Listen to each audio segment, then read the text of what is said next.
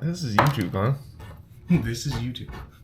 I am a house husband, and today is dishwasher day. A buddy of mine came out for the weekend and thought I might as well go ahead and start wrenching on stuff. So it's been a couple of months since I've gotten a whole lot done on the kitchen project, but we're gonna put the dishwasher in. Oh, hold on, we gotta pause and appreciate a good kidder. It's a good kidder. Pulled the drawer out, pulled the door off, just scraping away at some old paint, trying to get some of this hardware off of here. So the plan is to do as little modification as possible to the original cabinets. When my wife and I were looking at kitchen designers and kitchen remodelers, one of the things that really bothered us was pretty much everybody just wanted to rip out the cabinets, and that seemed really wasteful because this is gorgeous, like 1 inch full old growth wood. These are carpenter built in place cabinets. And so most contractors, designers didn't really want to touch them because nothing's straight, nothing's square. Everything is, almost 100 years old. It's all just a little bit wonky. And I get that. I'm sure that most people, when they pay for a kitchen upgrade or remodel, they want it to be perfect. I don't care. I like the house. So I am installing a dishwasher, in the most honest way to this house that I possibly can. Which I appreciate, my wife appreciates. Hope somebody else appreciates it too, because it was not a small amount of work was done here. You will probably hear in the background my buddy and I chatting. I tried to get the sound mixing just right so that we got the background noise, not stepping all over the voiceover, but I'm not an expert, so it is what it is, man. I will say it was nice to have a friend around.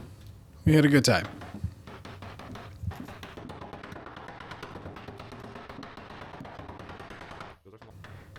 The first section was a lot of just wailing on stuff, which, who hates just wailing on stuff? A big part of the puzzle here was just figuring out how everything was originally put together. And man, they knew how to put stuff together. We ended up just cutting a lot of nails that we eventually were finding. Everything was toe-nailed and nailed.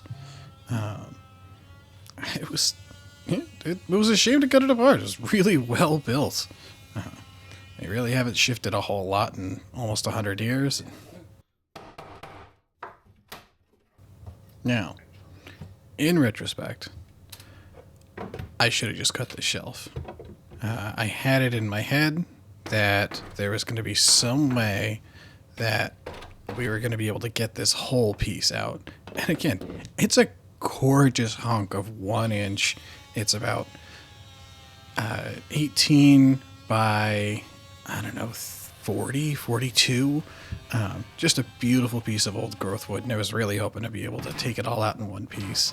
And it turns out that geometry doesn't work, which is too bad. So we ended up still cutting it, but it would have been nice.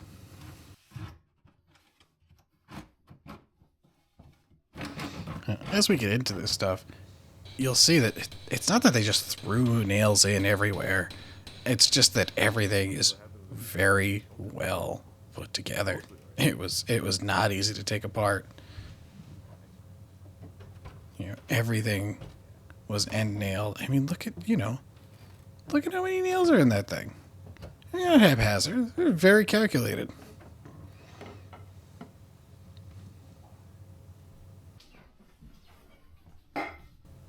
Again, it became very quickly apparent that it wasn't worth really just pulling these out. We just cut them because they are so in there that it just was not worth the time to try and back all these things out.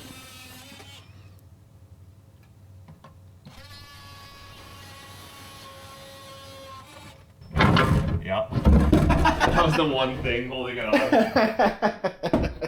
It's insane how different the reality of owning a bunch of tape measures and having a bunch of tape measures is. It's true. Where is one? I think I own like 5 of them. I know where one is. I literally own 10. True. Now, tape measures are like cats. It doesn't matter how many you have. There is never one where you want it, when you want it to be there.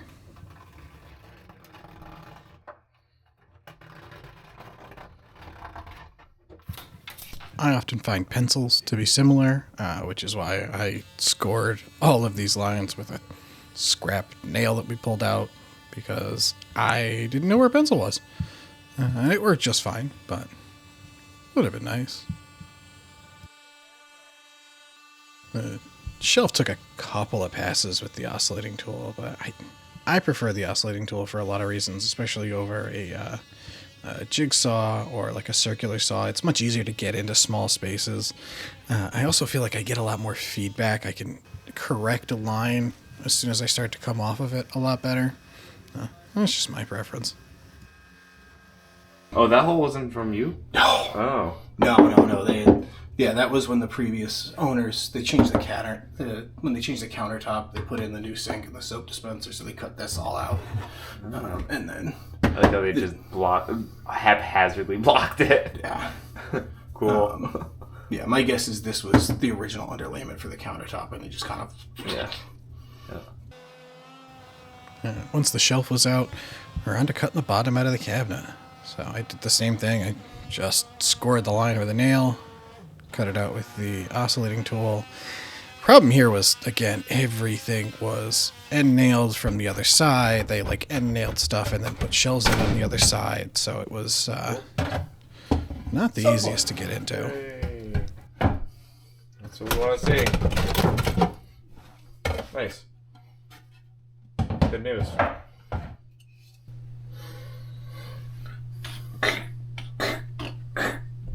Subfloor. Overall, very happy with the condition of the subfloor, especially right next to the sink.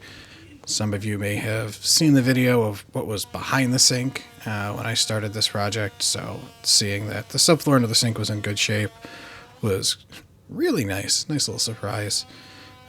We cut the nails out of this support, and then later I'm going to shift that over and just reuse it. It's the perfect size, so why not?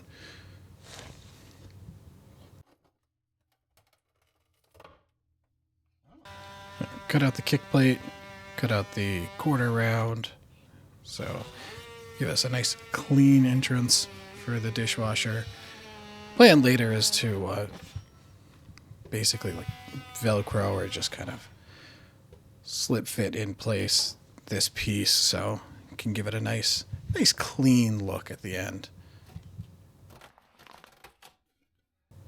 I had this all kind of gingerly taped and placed back together overnight so that we could let the cats back in here and not worry about them crawling under the cabinets. Last thing anybody needs is a cat in the wall. So I think this is fascinating. You can see that over the last almost 100 years, this wood has just slowly bent down due to the weight of this cabinet.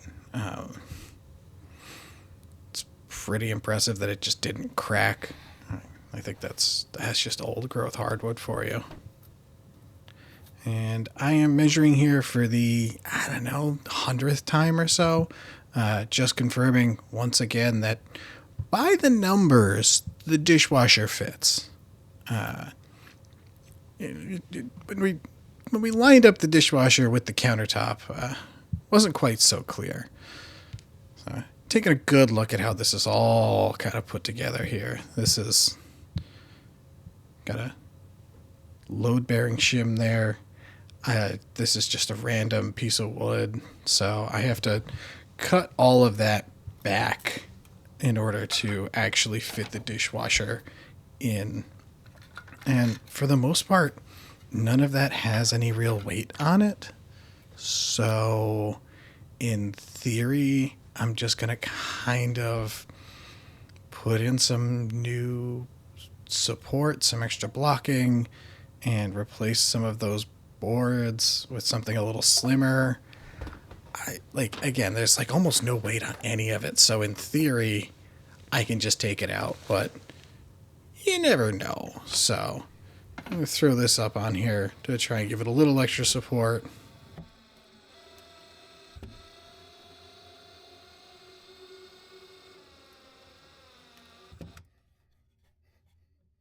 And then pop that in there. You hear there's just a little bit of friction. And then this piece, hey, it's a piece of wood from something at some point. And again, just throwing a slightly slimmer piece in there so I can fit the dishwasher all the way back. Nice look at this load-bearing shim here. You can see the countertop is really, countertop's really happy about that shim. Got my ear pro. Got my eye pro. Do just a little bit of cut.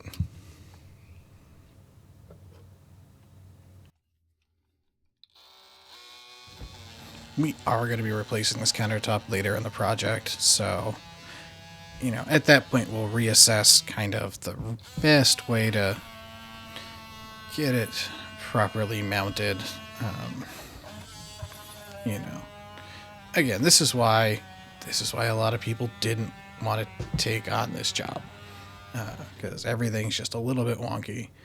The original countertop was, I don't know, maybe 2.5, 3 inches lower. This piece of quarter around here, there's nothing behind there. It's just holding up. It's filling a gap. It turns out the countertop is actually kind of floating a little bit. I pulled another hunk of this quarter round out from around the kick plate. Give myself a little bit of room. I am going to pull this piece of just, click lock, tongue and groove, cheap laminate flooring. Gives me a little bit more room to get that dishwasher in. Again, it's cozy. It just fits. By the numbers, it fits. But it took a little bit. So this is kind of very slowly working this out here. So the last thing I want to do is ruin the floor. We are going to replace the floor as well, but, the timeline is vague, so I'd rather not just have a busted board hanging out forever. Just kind of using that blade as a bit of a shim, just enough to get something in there.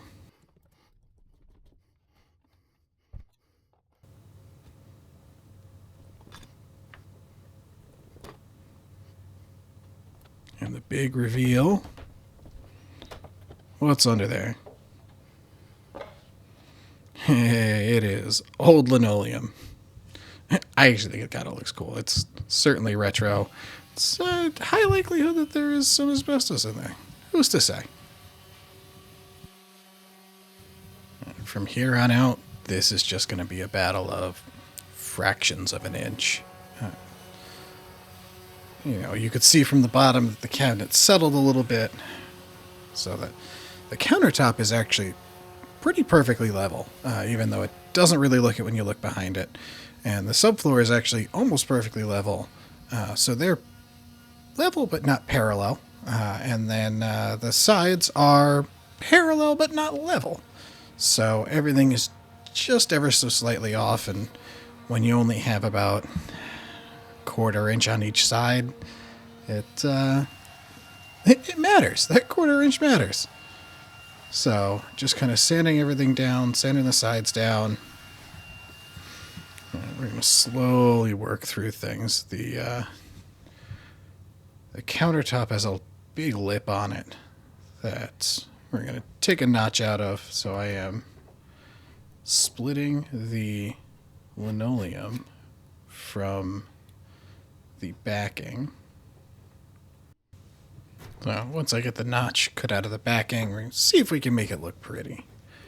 And then I am just going to cut along that natural lip there in the way that the countertop is assembled. I'm not going to try and do anything fancy. I don't need all of that room, but I think it's going to just go much nicer if I take advantage of what's already there as opposed to trying to completely reinvent the wheel.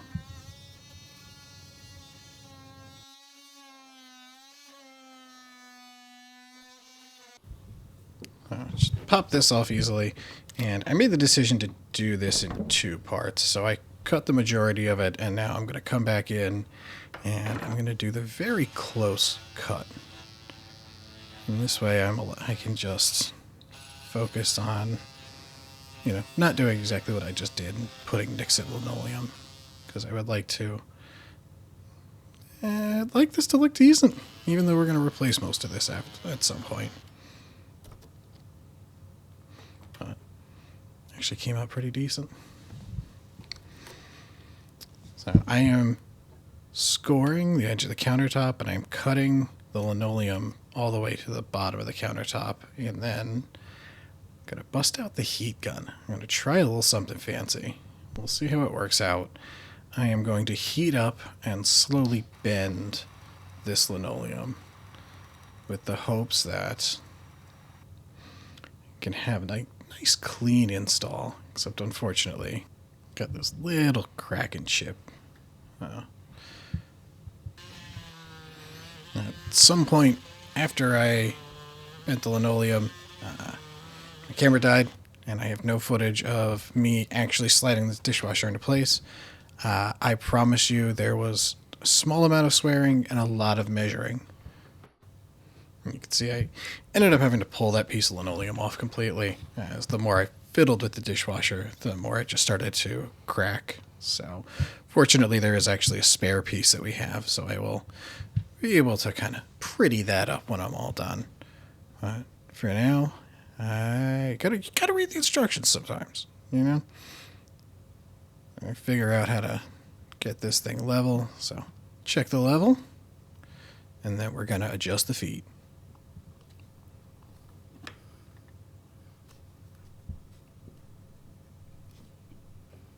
And then we're going to check the level again. And then we're going to adjust the feet.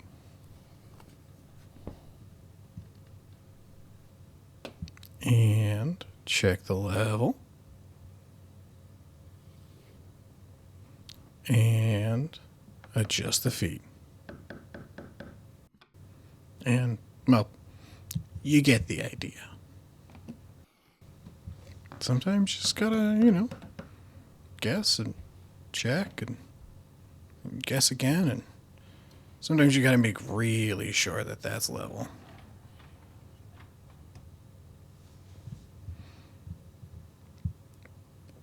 And then we're back to the battles of fraction of an inch, trying to get this door to close really nice and cleanly. Just ever so slightly rubs.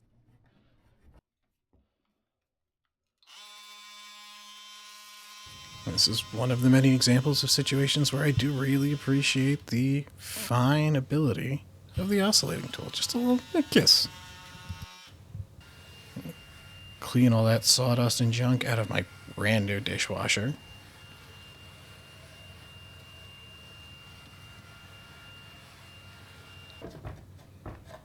And just toss this back in somewhat comfortably for the moment. Make sure everything works.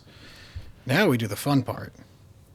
So I ran the hot water for a while, just a triple check. I knew exactly which line was the hot water line.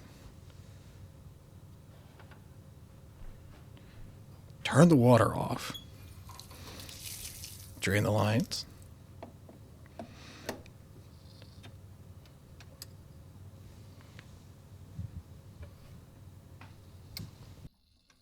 Now everybody always says, oh, it was really hard to get an angle of this, and I always thought that they were just exaggerating. Sometimes it's really hard. So this is what I got of me working under the sink. Take it or leave it.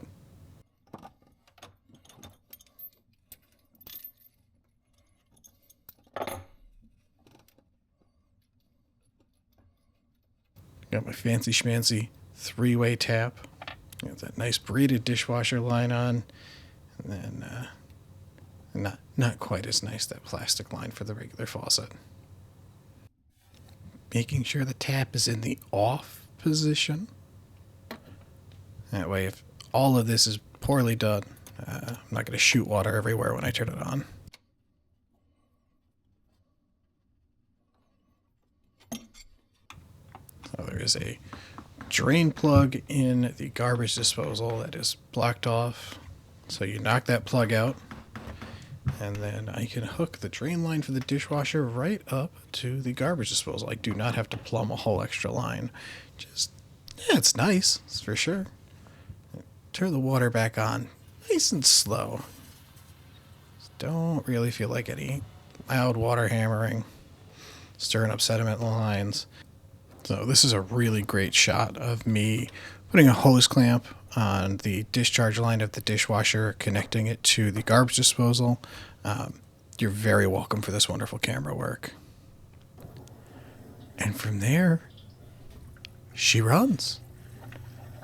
Checking all the water lines, making sure nothing's leaking. Everything in back looks good. It's quiet, so you gotta looking for the light, make sure it works.